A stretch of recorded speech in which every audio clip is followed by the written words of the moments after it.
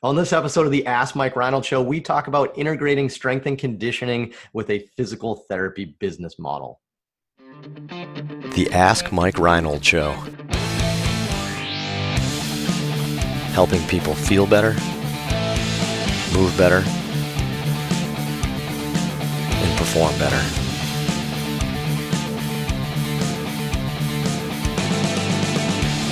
Before we get to the podcast, I wanted to make sure you knew about my free online course on the introduction to performance therapy and training. If you want to learn how to get started optimizing and enhancing performance, this is the course for you. Head to mikereinold.com/performance to sign up today. Welcome back, everybody, to the latest episode of the Ask Mike Reinold Show. I'm with the crew of Champion PT Performance up in Boston. We have a big crew today. We're all here answering your amazing questions as always. If you have questions for us, head to the website, go to mikereinold.com and click on that podcast link, and you can fill out the form to ask us anything. We got a big crew today, so I want to kind of introduce the champion crowd, and then maybe Lenny can go through the students. But we have, everybody knows by now, so we have Dave Tilley, Lisa Russell, Mike Scaduto, Dewesh Podell, Dan Pope, Lenny Macrina, and then Lenny. This is a big deal for us on Zoom. We kind of kicked out the students on Zoom, and I'm not 100% sure why, but it's good to have them back, right? It is tremendous to have them back. It's especially this crew. I mean, we've had some really good students recently. I wish they could have been displayed for everybody to see, but it's time. It's time. It's time. Nice. So who do we have today? We have, in no particular order, we have Joe Miget. I want to say Joe Midget because that's how it's spelled, but it's got a kind of French Canadian accent or something. I don't know. Joe is from the University of Delaware via Tennessee, his home state of Tennessee. And then we also continue with our Southern theme. We have Ray Stotzer from the University of Alabama at Birmingham, our old stomping ground. UAB, go Blazers, my wife's alma mater as well. Ray and Joe, welcome. UAB. Ray, why don't you just say hello to everybody? Hey, how y'all doing? Y'all doing good? Ray is here. You too, Joe. Quick hi from Joe.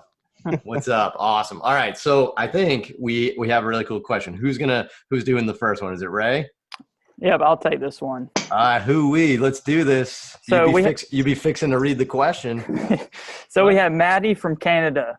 Hi, everyone. I love your show. I just wanted to ask how you guys managed to successfully integrate strength training and physiotherapy services into your business model.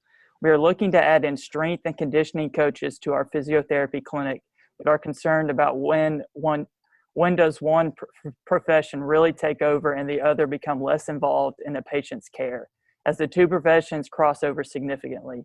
Any thoughts and advice on this would be greatly appreciated.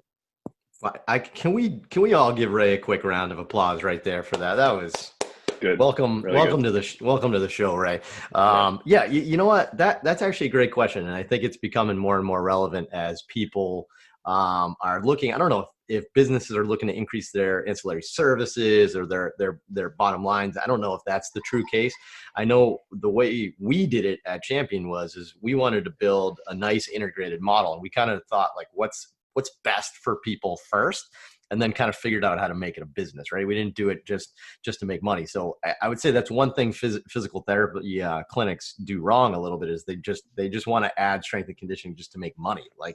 So it's not a well thought out plan. So how about I'll start with this. I'll kind of start and say about like how we structured it and why we did it that way. And then maybe we can talk a little bit about how that interaction goes, right? So maybe we can hear from a therapist or two that kind of talks about how they've handed people off. And then maybe we can talk from Dewesh's perspective as kind of our director of strength and conditioning. And did I just give you a raise? Was that a promotion? So no, I'm just kidding. You're the director of fitness, right? We should change your title to director of strength and conditioning. I don't like CEO. I'm officially fitness manager. I think it's the title. Oh, okay. We'll work on that. You see, it's services first, business second, right? That's not our thing, but I think you're better than that, Dewesh. So I'll start with this and say so how did we build it? What was the model behind what we did? the first thing we thought of is what is best for the person, what is best for the client, the patient, to get them where we wanted. And we totally thought that traditional physical therapy was kind of missing the boat on some of the advanced stuff. So we thought to ourselves, well, we need like a gym, we need like real equipment, we need those types of things. Now, at this point in time, a lot of physical therapy clinics will screw up.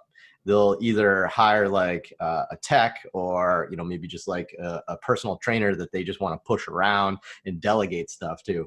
What we did is we said, no, we want to start a strength and conditioning facility as well. Right. So, and it's not us micromanaging that, but what we did is we hired a team of strength coaches that were really good at their job and really understood it. And we just came up with a vision and let them run with it. And I think that's the real key here is a lot of PTs want to then micromanage the strength and conditioning department and then make it very rehab-y, right? And then I think what happens is people don't want to work out in your gym, right? Because they see it as like a rehab kind of gym. So it depends on what you want to do. For us, we wanted to have something where we could holistically work on everybody throughout the spectrum. And that was the best way of structuring it. Right. So our goal is that there's a lot of collaboration. People join the gym, they'll have some issues, come to physical therapy.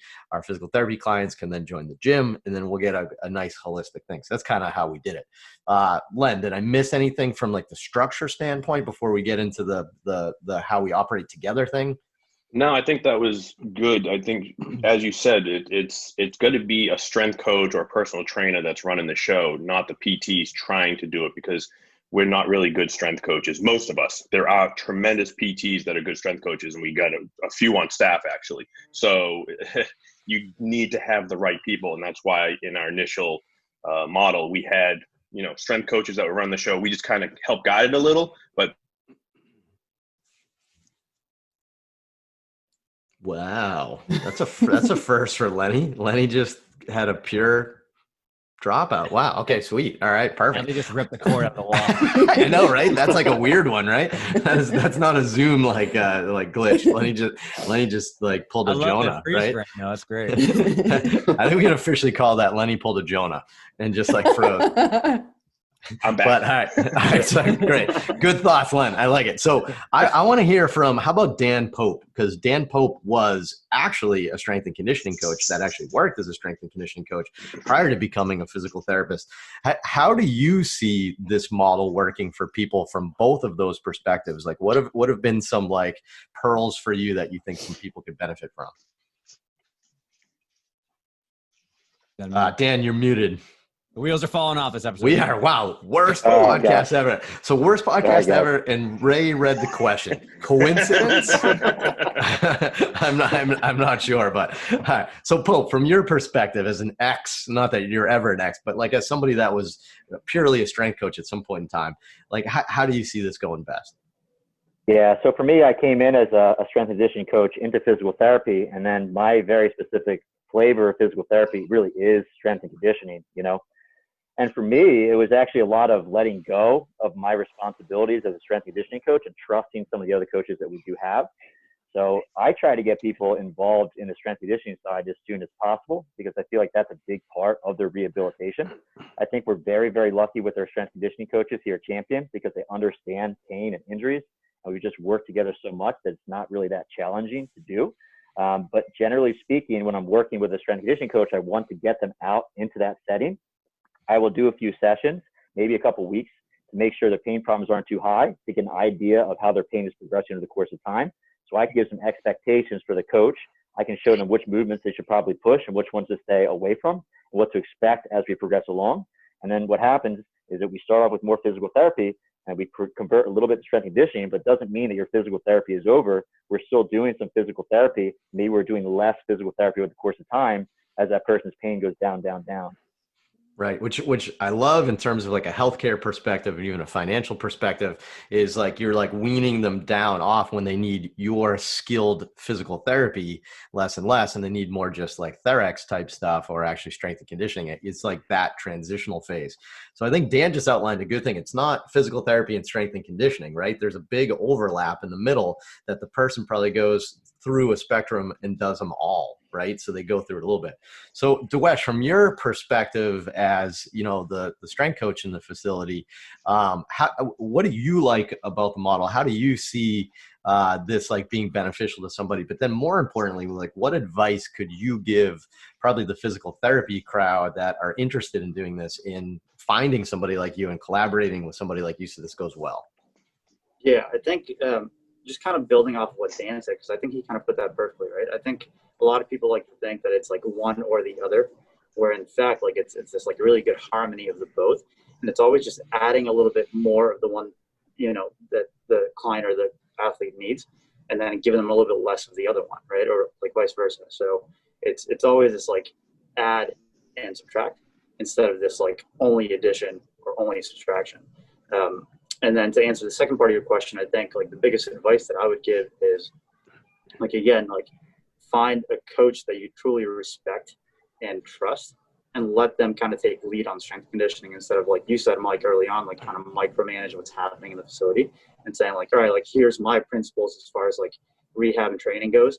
I want you to do stuff this way, right? And just kind of let the coach be the coach and trust in them that they understand strength conditioning principles, and they can take someone who's in late stage rehab and get them back to performance. I like that. And I think a lot's going to go into either having relationships with good professionals, or maybe even a really good interview process to make sure you're on the same wavelength, right? To make sure you're the same type of training. Like us at Champion, I don't want to call us like functional. I don't think that's quite it, but we kind of call it more performance based, right? Where we work with people that want to like optimize themselves or enhance their performance. So, since we share that vision across both service lines, then you can see the synergy. It's actually pretty cool from that perspective. So yeah, no, I think that's super helpful.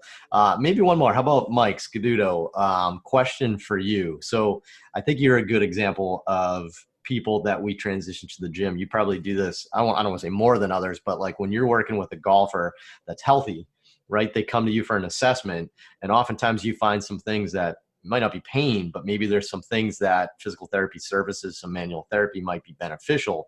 But then you also collaborate with the strength coaches to build a performance program. Maybe just from your perspective on that, where it's not maybe like the injured person, but maybe the healthy person that needs some physical therapy too.